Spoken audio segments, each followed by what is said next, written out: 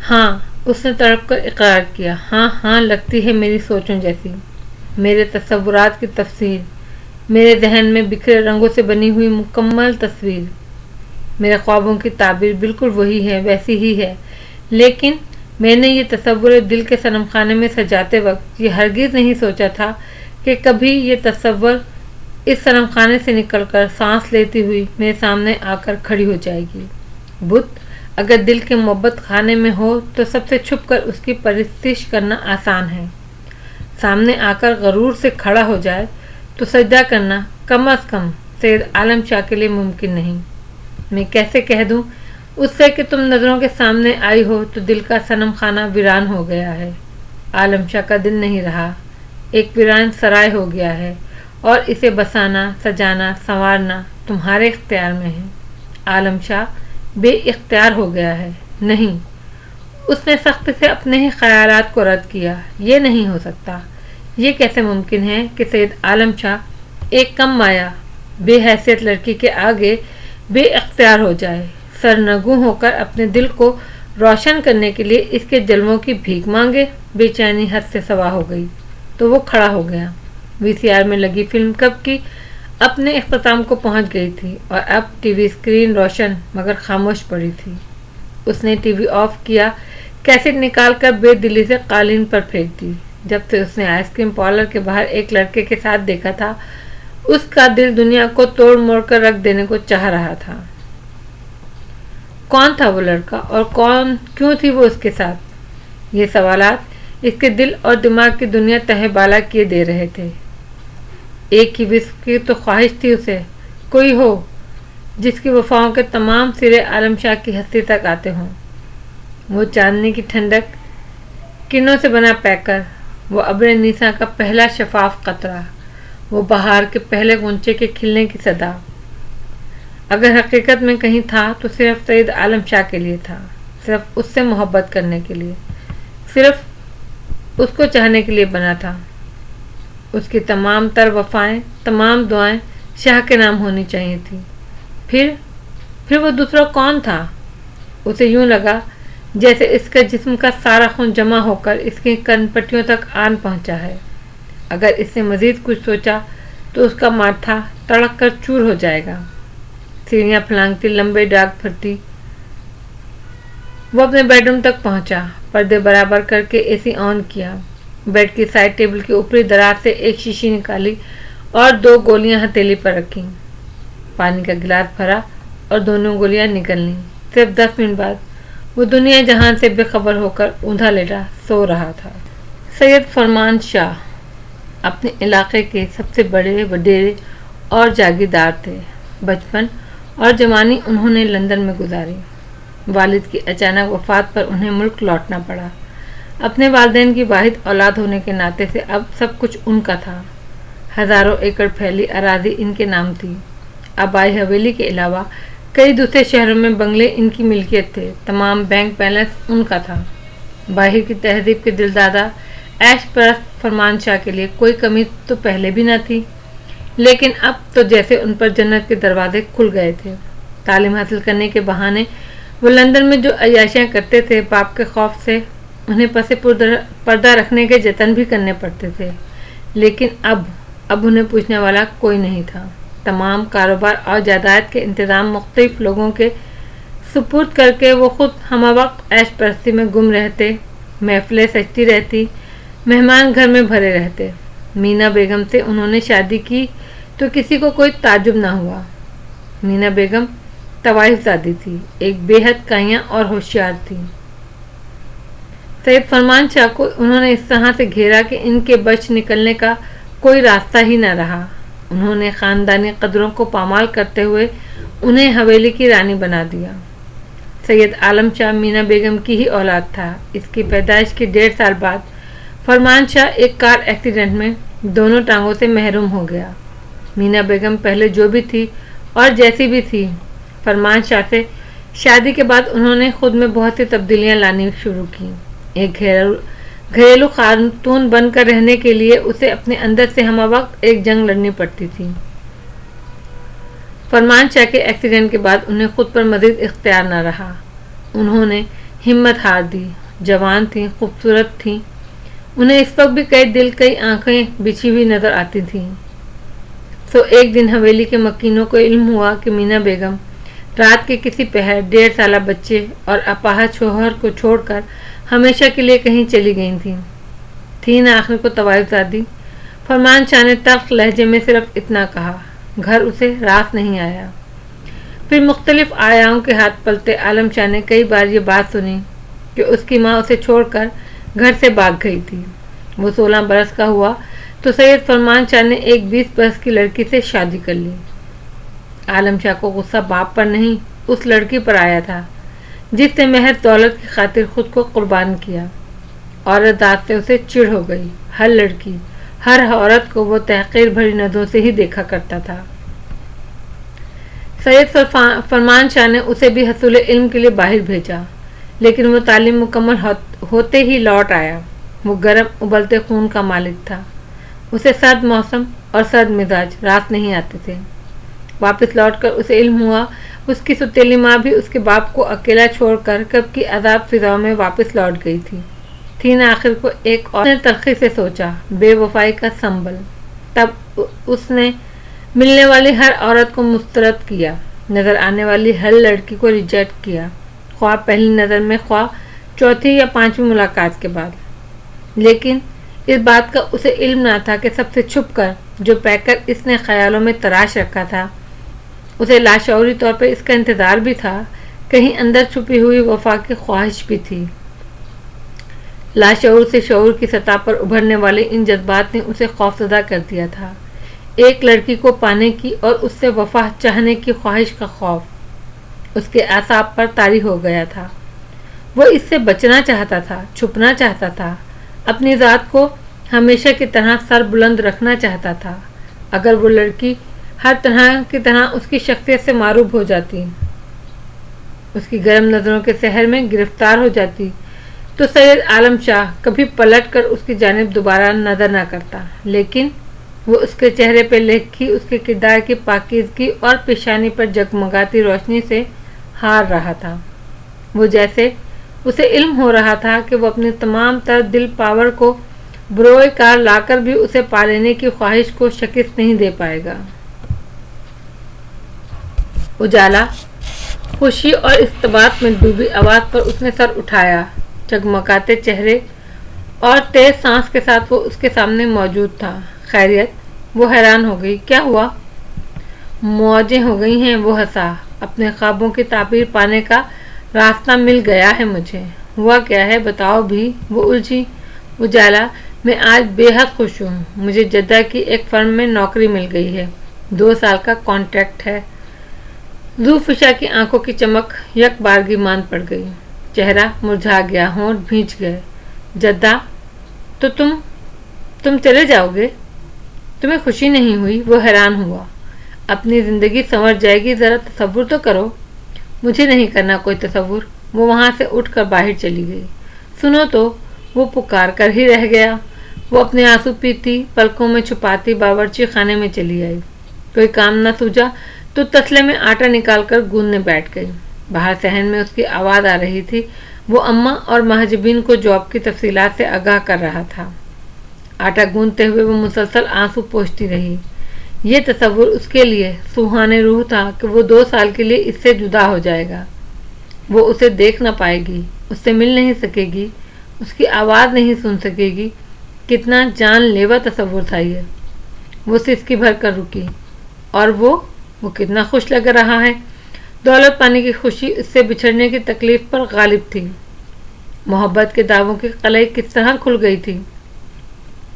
2 دن اس سے نہ ملنے پر وہ اپنی کیفیت تمام تر جذبات سمیت بیان کرتا تھا، اور اب 2 سال کے لیے بچھڑنے کی خبر سناتے ہوئے اس کے ماتھے پر ایک شکن بھی نہ تھی۔ جھوٹے دعوے کرنے والے بے ایمان لوگ۔ اس نے ناک سکوڑی۔ دوفی، سنا تم نے؟ مہاجبین خوشی خوشی اندر آئی۔ زندگی بن جائے گی تم لوگوں کی۔ آپا، اس نے احتجاج کیا۔ زندگی کی خوشیاں کیا صرف آسائشات سے مشروط ہوتی ہیں؟ دولت کے دھاگوں سے بندھی ہوتی ہیں؟ ارے تم رو رہی ہو؟ وہ حیران رہ گئی۔ بے وقوف لڑکی، وہ اپنا مستقبل بنانے جا رہا ہے، تمہیں تو خوش ہونا چاہیے۔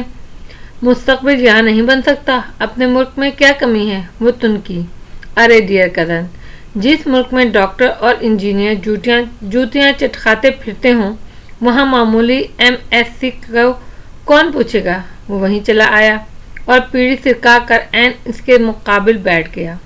یہ تو صرف میری لک ہے جو کمپیوٹر کورس کی بیس پر اتنی اچھی جاب ایک نعمت کے طور پر بیٹھے بٹھائے مل رہی ہے، اور تم میرے ارادوں کے پیروں میں اپنے آنسوؤں کی زنجیر ڈال رہی ہو۔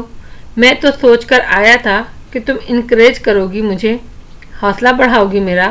یہ جو میرے اندر کہیں ایک لرزش سی ہے، اسے دور کر کے مجھے الفاظ سے قوت بخشو گی، میرے عزائم کو مستحکم کرو گی۔ اور تم رونے بیٹھ گئیں۔ مت جھاڑو تقریر، وہ بگڑ کر بولی۔ اپنے زور بیان سے تم میری تکلیف کا مداوع نہیں کر سکتے جو تم نے مجھے خبر سنا کر دی ہے۔ کس لیے جا رہا ہوں میں؟ وہ اس کی آنکھوں میں جھانک کر بولا۔ بولو بولو، میرے معاشی مسائل مستحکم ہونے سے کس کو آرام ملے گا؟ کس کا مستقبل نتھی ہے میرے آئندہ سے؟ مجھے کبھی بھی اس سے زیادہ کی کوئی خواہش نہیں رہی جتنا تمہارے پاس ہے، منظریں چرا کر بولی۔ لیکن مجھے احساس ہے میرے پاس جو کچھ ہے وہ تمہارے شایان شان نہیں ہے۔ میں تمہیں بہت ساری خوشیاں دینا چاہتا ہوں اجالا۔ دنیا کی ہر مسرت تمہارے آنچل میں ڈالنا میرا خواب ہے۔ آذر، اس کا لہجہ بھیگ گیا۔ اگر تم یہی چاہتے ہو کہ میں خوش رہوں تو مجھے چھوڑ کر مت جاؤ۔ تمہاری قربت میری اصل مسرت ہے، تمہارا ساتھ میری سانسوں کی ضمانت ہے۔ میں مر نہ جاؤں آذر، پاگل لڑکی۔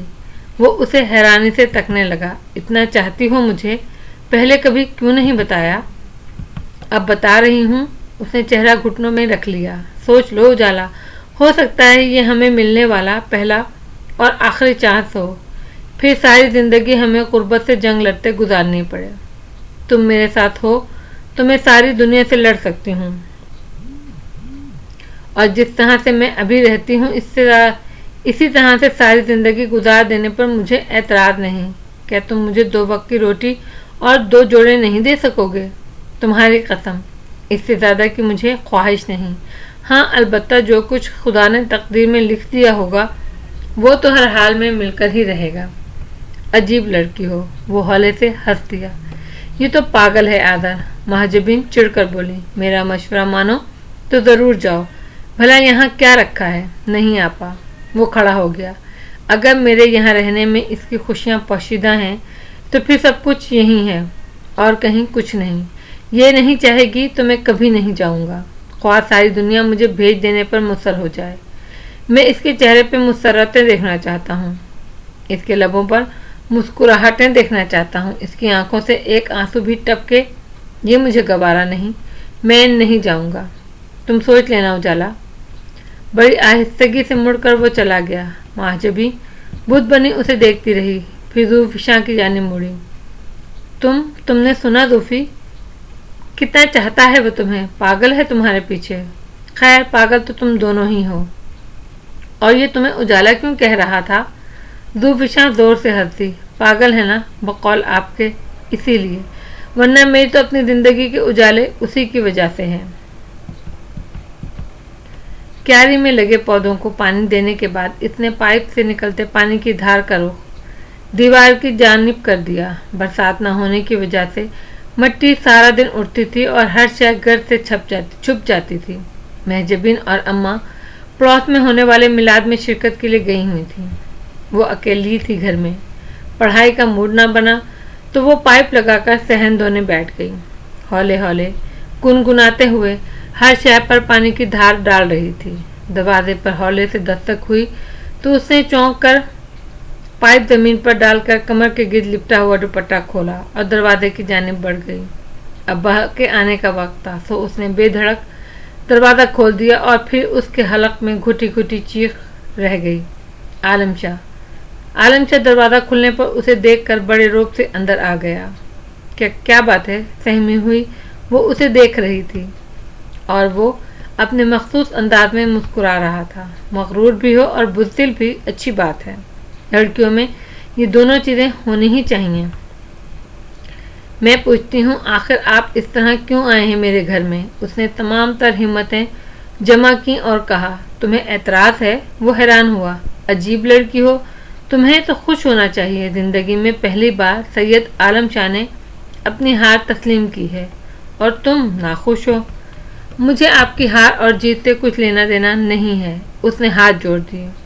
آپ پلیز یہاں سے چلے جائیں۔ کیوں آپ مجھے بے عزت کر ڈالنے پر بضد ہیں؟ نہیں نہیں، اس نے سر کو ہلکا سا جھٹکا دیا۔ میں عزت دینا چاہتا ہوں تمہیں، شادی کروں گا۔ شادی کرو گی مجھ سے؟ شادی؟ اس نے تھوک نکل کر سر سے پاؤں تک سامنے کھڑے شخص کو دیکھا۔ سیاہ شلوار قمیض میں ملبوس، کاندھے پر چادر ڈالے، پیر میں پشاوری چپل پہنے، وہ بڑا باروب اور منفرد لگ رہا تھا۔ میں آپ سے ہاتھ جوڑ کر درخواست کرتی ہوں، آپ پلیز چلے جائیں۔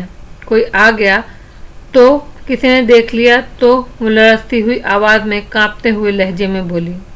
اس کا دل اس خیال سے بری طرح دھڑک رہا تھا کہ کہیں آذر نہ آ جائے تو کیا ہوگا۔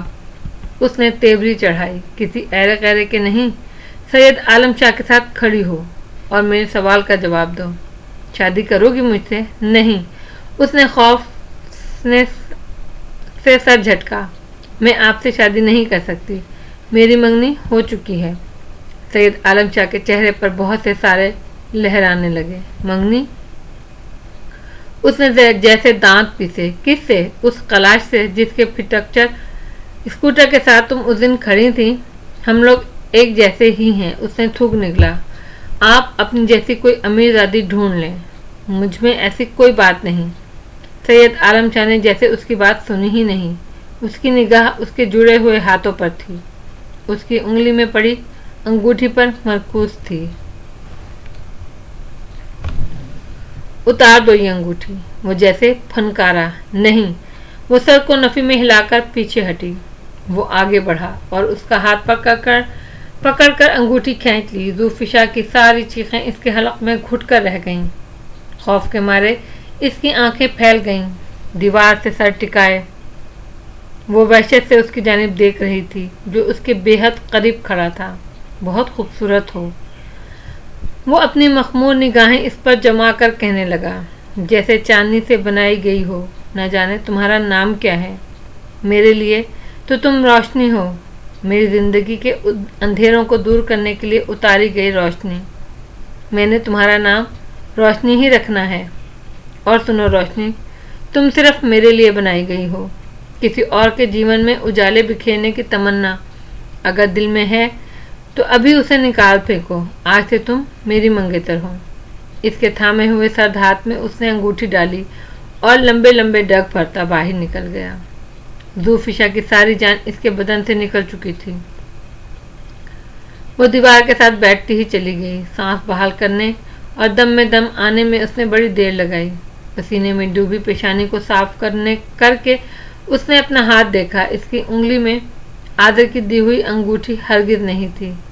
7 ہیروں سے سجی چمکتی دمکتی انگوٹھی نے اس کے ہاتھ میں روشنیاں بکھیر دی تھیں۔ سنگ مرمر سے تراشا ہوا ہاتھ جیسے بڑا قیمتی اور بڑا منور ہو گیا تھا۔ اس نے دیوانوں کی طرح ادھر ادھر نگاہ دوڑائی۔ کیاری کے قریب پائپ سے نکلتے پانی میں بھیگتی اسے اپنی انگوٹھی نظر آ گئی۔ وہ دوڑ کر اس تک پہنچی اور دوزانوں بیٹھ کر اسے اٹھایا۔ پتہ نہیں سید عالم شاہ کی پہنائی ہوئی انگوٹھی کتنی قیمتی تھی اور آذر کی خریدی ہوئی انگوٹھی کی قیمت کیا تھی۔ اسے تو بس اتنا علم تھا کہ وہ اس کے ہونٹ آذر کی انگوٹھی پر سب تھے اور وہ زارو قطار رو رہی تھی۔ ہر کسی نے پوچھ کر دیکھ لیا، ہر طریقہ آزما لیا، مگر اس کی چپ تھی کہ ٹوٹنے کا نام نہیں لے رہی تھی۔ ایک ہی دن میں اس کا چہرہ مرجھا کر رہ گیا، پیلا ہو گیا، آنکھیں تھوڑی تھوڑی دیر بعد گیلی ہو جاتی تھی۔ ایک خوف تھا جو اس کی رگوں میں سرایت کر رہا تھا۔ ایک وہم نے اس کے دل میں گھر کر لیا تھا، جو کچھ عالم شاہ چاہتا ہے اگر ایسا ہو گیا تو۔ اس سے آگے وہ کچھ سوچ نہیں پائی تھی، بس آنکھیں ڈبڈبا جاتی تھیں۔ عالم شاہ کی پہنائی ہوئی انگوٹھی الماری کی دراز میں مقید کر کے اس نے ہاتھ میں دوبارہ پہلے والی انگوٹھی ڈال لی تھی، لیکن دل کہتا تھا اب وہ پہلے والی بات نہیں۔ پہلے وہ صرف ایک انگوٹھی نہ تھی، آذر کے جذبات کی ترجمان تھی، اس کی چاہتوں کی زبان تھی۔ لیکن اب یوں لگتا تھا جیسے وہ بولتی باتیں کرتی انگوٹھی خاموش ہو گئی ہو۔ बेजान हो गई हो और दराज में रखी अंगूठी हंस रही हो, कहकह लगा रही हो, अपनी ताकत पर नाज़ा, अपनी कीमत पर मगरूर हो रही हो। दूविशा, अब यही तरीका रह गया है, मैं पड़ोस में जाकर आदर को फ़ोन करूं और उससे कहूं वो आकर तुम्हारा बूथा दुरुस्त कर दे। महजबी ने उसे इसी हालत में मुजस्सम देखकर चिढ़कर कहा। आपा प्लीज़, वो चौंक कर बोली। उसकी आवाज़ भीग गई। आपको मेरी कसम, आप आदर से कुछ नहीं कहेंगी। फिर सच सच बताओ क्या बात हुई है, फिर सच सच बताओ क्या बात हुई थी। जिस वक्त हम मिलाद में गए थे तुम बिल्कुल ठीक थी, हंस रही थी, और हम वापस आए तो तुम्हारा ये हाल देखा कि ना बोल रही हो ना बात कर रही हो, चेहरा दर्द है। आखिर क्या हुआ है ज़ूफ़ी? वो लब काट कर रह गई। वो आखिर क्या बताती, किस तरह बताती? उसे इल्म था कि उसकी पुश्त पर जो हाथ थे वो किस कदर कमज़ोर थे। वो यूनिवर्सिटी जाती थी तो ज़रा सी देर हो जाने पर अम्मा का दिल किसी ख़ज़ां रसीद पत्ते की तरह कांपने लगता था। बाजार से वापसी में ताख़िर हो जाती तो अब्बा के कदम बैठक से बरामदे और बरामदे से सहन में चक्कर आते रहते। उनके कमज़ोर कांधे मज़ीद झुके हुए लगने लगते, चेहरे की झुर्रियों में तफर्रुकात इजाफा कर देते। वो भला कैसे इतने कमज़ोर दिलों, नातवा कांधों को मज़ीद कमज़ोर और नातवा कर देती। आदर का ख्याल दिल की तक़वियत ज़रूर देता था, लेकिन आदर को आलम शाह के बारे में बताना उसे किसी बड़े ख़तरे से दो चार कर देने के मुतरादिफ था। उस दिन आइसक्रीम पार्लर के बाहर कार में बैठे आलम शाह की पिछली नशीद पर बैठे खौफनाक मूँछों वाले गार्ड की शक्ल और उसके हाथों में मौजूद राइफल अब तक उसके जहन में महफूज थी। वो आदर के जज्बातीपन से भी वाकिफ थी। इन हालात में उसकी समझ से बाहर था कि वो क्या करे, किसे हमराज बनाए, किससे हाल दिल कहे। उसे शिद्दत से एक बड़े भाई की कमी महसूस हुई। कभी उसने सोचा ही ना था कि भाई कितना बड़ा सहारा होते हैं, कैसा घना दरख्त होते हैं। आज सोचो कि इस तपती धूप में वो खुद को बिल्कुल बेसाहिबान महसूस कर रही थी। कॉल बेल की आवाज़ ने उसे इन ख्यालात से बाहर ला खड़ा किया। मेरा ख्याल है आदर है, काफ़ी दिनों से आया नहीं, ज़रूर वही होगा। महजबी बोलती हुई उठकर बाहर चली गई। ज़ुल्फ़िशा जल्दी से उठकर आईने के सामने जा खड़ी हुई, कंघा उठाकर बालों में फेरा, आंखों में काजल डाला और दुपट्टा दुरुस्त करती हुई बाहर की जानिब चलती। वो हरगिज़ नहीं चाहती थी कि आदर उसकी बुझी हुई आंखें और सुते हुए चेहरे का सबब पूछने बैठ जाए। ये उसकी अपनी आँख थी, वो किसी भी दूसरे शख्स को इसमें झुलसाना नहीं चाहती थी। वो दरवाजे तक इसी ध्यान में चलती आई थी कि आदर से सामना होगा, लेकिन अंदर आते टोकरे उठाए दो अफराद को देखकर वो बुत बनकर खड़ी महजबी के पीछे दूसरा बुत बन गई। दोनों ने चंद लम्हों में ही छोटे से सहन में मिठाई, फलों और फूलों के टोकरों का ढेर लगा दिया। एक बड़े से सुनहरी मुनक्किश थाल में न जाने क्या था, उस पर मखमली कपड़ा पड़ा था। जबी, ज़ुल्फ़िशा कौन है? अम्मा भी धीरे धीरे चलती हुई वहीं आ गईं और तीसरा बुत बन गईं। ये क्या है, क्या है सब कुछ? वो फौरन हवासों में भी आ गईं। कौन हो भाई तुम लोग, और ये क्या ला रहे हो? किसने भेजा है सब कुछ? किसका सामान है? पैर दर पे उन्होंने एक ही सांस में कई सवालात कर डाले। हमारे शाह साहब ने यह सामान रोशनी साहिबा के लिए भिजवाया है, मंगनी की खुशी में। एक मुलाजिम ने मुअद्दब खड़े होकर सवालों का जवाब दिया। रोशनी? अम्मा ताजुब से बोली, कौन रोशनी? यहाँ तो कोई रोशनी नहीं रहती, और मेरा तो ख्याल है इस पूरी गली में इस नाम की कोई खातून नहीं। बेटा, तुम्हें गलत फहमी हुई है, गलत पत्ते पर आ गए हो। शाह साहब कल खुद यहाँ आए थे, मैं उनका ड्राइवर हूँ, मैंने ही उन्हें यहाँ पहुँचाया था, उसने जवाब दिया। आखिर ये शाह साहब हैं कौन? अम्मा अब परेशान हुई। सैयद आलम शाह, सैयद फरमान शाह के बेटे। महजबी, ज़ुल्फ़िशा, अम्मा इन दोनों की जानब मरी। तुम जानती हो कि इस नाम के किसी शख्स को? महजबी का सर बेइख्तियार नफ़े में हिला, जबकि वो चोर बनी सर झुकाए अपने पैरों को घूरे जा रही थी। अम्मा के सामने उसका झुका सर होना इनके सवाल का अस्पात में जवाब बन गया। ज़ुल्फ़िशा कौन है ये शाह? उनके लहजे में वसवसे थे, अजीब सख्ती थी, ताजुब था। उनकी आंखों में अश्कों से लबरेज हो गई। बरसों की मेहनत से तामीर किया गया एतबार का बुत धड़ाम से मुंह के बल गिरने को था। वो बेकसूर थी, لیکن اس عجیب سے موقع پر جیسے خود بخود قصوروار لگنے لگی تھی۔ ذوفشاں، میں کیا پوچھ رہی ہوں؟ اماں نے دکھ سے کہا۔ اماں، مجھے نہیں معلوم، میرا یقین کریں۔ اس نے اشکوں بھری نگاہوں پر ان پر جما کر التجا کی۔ یہ ہے ان کا کارڈ۔ ملازم نے ان دونوں کے درمیان ہونے والے مکالمات کے دوران ایک کارڈ محجوبین کو تھما دیا۔ انہوں نے کہا تھا روشنی بی بی کو دے دینا۔ دونوں کھلے دروازے سے باہر نکل گئے۔ ارے بھائی سنو تو صحیح، اماں ہڑبڑا کر ان کی جانب مڑی۔ ارے بھائی یہ لیتے جاؤ، یہ ہمارا سامان نہیں ہے۔ ذوفشاں، یہ کیا گتھی ہے؟ اسے روتا دیکھ کر ایک بار وہ کچھ نرم لہجے میں بولی۔ مجھے کچھ بتاؤ ورنہ گھبراہٹ ہے، گھبراہٹ سے میرا ہارٹ فیل ہو جائے گا۔ تمہارے ابا آتے ہوں گے، میں کیا جواب دوں گی انہیں؟ اماں، میں اسے نہیں جانتی، اس نے آنسو پونچھ کر روندھی ہوئی آواز میں بتایا۔ 2 دن اس نے میرا پیچھا کیا۔ کل آپ لوگوں کی غیر موجودگی میں آ کر کہہ گیا کہ میں خود کو اس کی منگیتر سمجھوں۔ ہائے اللہ! اماں نے دل تھام لیا اور وہیں بیٹھ گئی۔ اماں دونوں بکھلا کر ان کی طرف بڑھیں۔ ان کا چہرہ یک لخت بے حد درد ہو گیا تھا۔ اماں، آپا، آپ اماں کو اندر لے کر چلیں، میں گلوکوز بنا کر لاتی ہوں۔ وہ جھٹ پٹ باورچی خانے کی سمت دوڑی۔ اماں کو گلوکوز پلا کر ہوا میں لٹا کر دونوں ان کے ہاتھ تھام کر ان کے پاس بیٹھ گئیں۔ ذوفی، کیسا ہے وہ شخص؟ یہ شاہ کون ہے؟ انہوں نے نخیف سی آواز میں پوچھا۔ کیا بہت با اثر ہے؟ امیر ہے؟ ہاں ہوگا ضرور، وہ تو اندازہ ہی ہو رہا ہے۔ ارے بیٹا، ایسے لوگ تو بہت ہی خطرناک بھی ہوتے ہیں، پیچھا لے لیں تو چھوڑتے نہیں، کالے سانپ کی طرح۔ تو نے کہاں سے یہ مصیبت پیچھے لگا لی ذوفی؟ اماں، میں کیا کرتی؟ وہ ایک بار پھر رونے لگی۔ میرا کوئی قصور نہیں اماں، یقین کریں میں بالکل بے قصور ہوں۔ ارے مجھے پہلے کچھ بتاتی تو میں تیرا یونیورسٹی جانا بند کرا دیتی، نوبت یہاں تک نہ آتی۔ اماں، ابا آتے ہوں گے، معجبی فکر مندی سے بولی۔ اس سامان کا کیا کریں؟ بیٹا، ان کی طبیعت پہلے ہی ٹھیک نہیں، وہ تو مزید نڈھال ہو جائیں گے۔ یوں کرو، پہلے وہ سامان اندر اپنے کمرے میں رکھ لو، چارپائیوں کے نیچے کر دینا۔ جاؤ بیٹا جلدی کرو، تمہارے ابا پہلے ہی بے حد کمزور دل کے مالک ہیں، ویسے ہی تم دونوں کی فکر میں گھلتے رہتے ہیں۔ اماں نے بولنا شروع کیا تو بولتی ہی چلی گئیں۔ ذوفشاں اور محجبی بھاگم بھاگ صحن میں آئیں، سارا سامان اندر لے جانے لگیں۔ پہلے مٹھائی کے ٹوکرے اندر رکھے، پھر باہر آئیں تو محجبی رک گئی۔ اس میں کیا ہے؟ اس نے تھال پر پڑا کپڑا ہٹا دیا۔ دونوں کی نگاہیں خیرہ ہو گئیں۔ لشکارے مارتا آتشی گلابی سوٹ اس کے مقابل تھا، نہایت بیش قیمت کام سے مزین۔ سوٹ میں سے جیسے آگ کے شرارے نکل رہے تھے۔ نظر ٹھہرتی نہ تھی سوٹ کے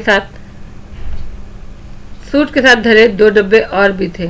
محجبین نے آگے بڑھ کر مخملی ڈبہ کھولا اور بے اختیار ہائے کہہ کر رہ گئی۔ سونے کا خوبصورت اور قیمتی ملتانی سیٹ، دوسرے ڈبے میں لشکارے مارتے کڑے، جن کی مالیت کا اندازہ کرنا ہی ان دونوں کے لیے ناممکن تھا۔ ذوفی، محجبی کی تھر تھراتی آواز برآمد ہوئی۔ یہ پاگل شخص ہے، کیا چاہتا ہے؟ ذوفی کے پاس اس سوال کا جواب تھا، لیکن وہ دینے کے قابل نہ تھی۔ پتھرائی نظروں سے وہ محض کسی غیر مرئی نقطے کو گھور رہی تھی۔